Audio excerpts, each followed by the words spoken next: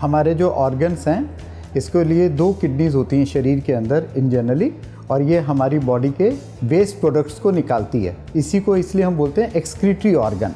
तो जो waste products को निकालती है पर ये वेस्ट ऑर्गन नहीं है, हमारी बॉडी का एक बहुत ही इंपॉर्टेंट ऑर्गन है जो शरीर में जो टॉक्सिन्स बन रहे हैं, पॉइजनस सब्सटेंस हैं, यूरिया क्रिएटिनिन के फॉर्म में उसको बॉडी से निकालती है और हमारी बॉडी को ठीक रखती है।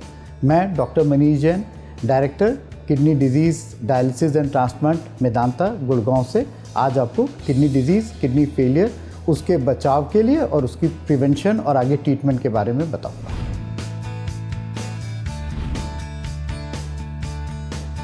हमारे शरीर में 2 किडनीज होती हैं और वो हमारे शरीर की गंदगी को बॉडी से निकाल देती है। किडनीज बेसिकली क्या कारण करती है, क्या काम करती है? आपको हीमोग्लोबिन को मेंटेन रखती है, हमारे इलेक्ट्रोलाइट्स को, हार्मोन्स को मेंटेन रखती है, ब्लड प्रेशर को कंट्रोल रखती है। तो बेसिकली अगर हमारी किडनीज़ की खराबी होने लगेगी तो जो बॉडी में यूरिन के जरिए पॉइजनस सब्सटेंस निकल रहा है, गंदगी निकल रही है, यूरिया क्रिएटिन, वो आपके शरीर में एक्यूमुलेट होने लगेगा और वो सिम्टम्स करने लगेगा।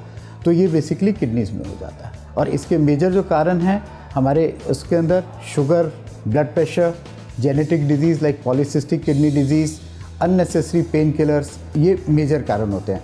उसके बाद नेफ्रोटिक सिंड्रोम है जो कि अगर अनकंट्रोल चलता है, अनट्रीटेड चलता है, जिसे हम क्रॉनिक ग्लोमेरुलोनेफ्राइटिस या इंटरस्टिशियल नेफ्राइटिस भी करते हैं आगे, तो वो भी हमारे साथ प्रॉब्लम कर सकता है। आजकल अगर आप देखेंगे हमारा लाइफस्टाइल, रहने का स्टाइल बिल्कुल चेंज हो गया है। हमारी इंडियन जो पॉपुलेशन है या इवन वर्ल्ड वाइड, शुगर और बीपी कितना ज़्यादा बढ़ गया। हमारा लाइफस्टाइल चेंज हो गया है, हमारा सोने का टाइम, हमारी एक्सरसाइजेज वगैरह सब ये कम हो गई हैं।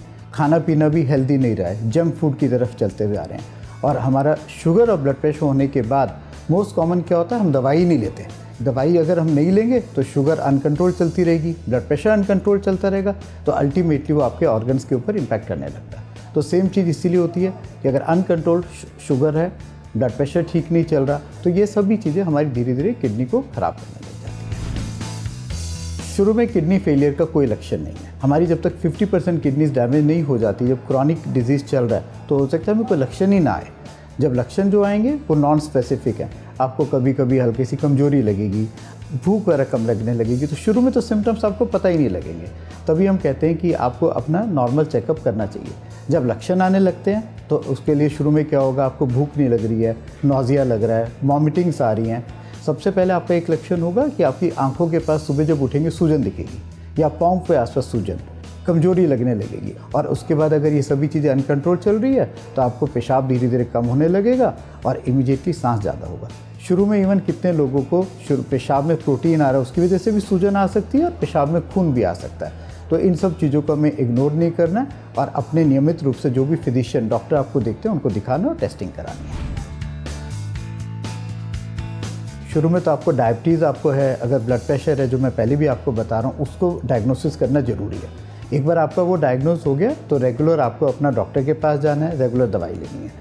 उसके साथ जैसे ही हम बोलते हैं कि किसी को भी डायबिटीज़ डायग्नोस हुई है, ब्लड प्रेशर डायग्नोस हुआ है, उसका urine examination, simple urine examination करना है। बस ये ध्यान रखना है, यूरिन का जब भी आप कलेक्शन करते हो अच्छी तरह सफाई ढंग से हॉस्पिटल में सफाई से हॉस्पिटल के कंटेनर में लेना है और उसको जाँच के ले देना है। फिर हम ब्लड टेस्ट करते हैं, किडनी फंक्शन टेस्ट, जिसको रीनल फंक्शन टेस्ट RFT या KFT बोला जाता है। उसके अंदर हमारा यूरिया, क्रिएटिनिन और इलेक्ट्रोलाइट्स की वैल्यू आ जाती है, तो वो हमें बता देती है कि हमारा यूरिया क्रिएटिनिन कैसा है। उसके बाद बाकी ब्लड टेस्ट भी हैं, अपना रूटीन में CBC, हीमोग्लोबिन देख लिया, क्योंकि कई बार हमारा अनएक्सप्लेन्ड एनीमिया, खून की कमी, वो भी किडनी का लक्षण है। तो जिसका भी एनीमिया हुआ है उसको भी एक बार हमें किडनी फंक्शन टेस्ट करना चाहिए।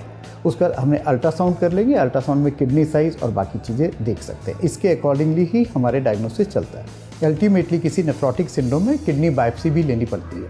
किडनी बायोप्सी में किडनी से चावल के दाने जितने छोटे छोटे 2 टुकड़े ले लेते हैं और उसको माइक्रोस्कोप में देख के कारण पता लग सकता है।